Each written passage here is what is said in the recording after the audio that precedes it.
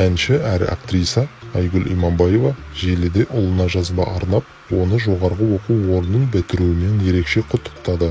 Өнер иесі баласының әрбір жетістігін мақтан тұтатынын айтып, әкесімен бірге оған әрқашан қолдау көрсететінін жеткізді.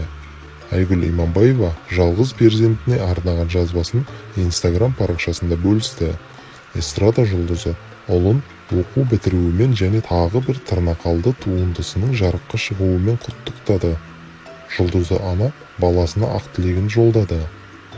Балам Асылжанның тағы бір тырнақалды жұмысының бірі Қызыл алма қысқа метрлі фильмінің киносының жарыққа шығуымен шын жүректен құттықтаймын құлыным. Және Қазақстанда алған екінші жоғарғы дипломың құтты болсын. Кино саласы оңай жол емес. Сол жолда тек қана сәттілік серігің, ниетің жолдасың болып, жолың ақ болсын. Енді алдыңда үлкен шығармашылық жұмыс күтіп тұр. Соның бәріне жаратушы Аллам сәтін салсын балам. Аллаға сансыз алғыс. Мен де, әкең де, білесің, тек сенің осы аламан бәйгеде оза шабуыңа қолымыздан келген қолдауды білдіреміз. Барлық ұстаздарыңа рахмет, папаңа рахмет, деп жазды ол.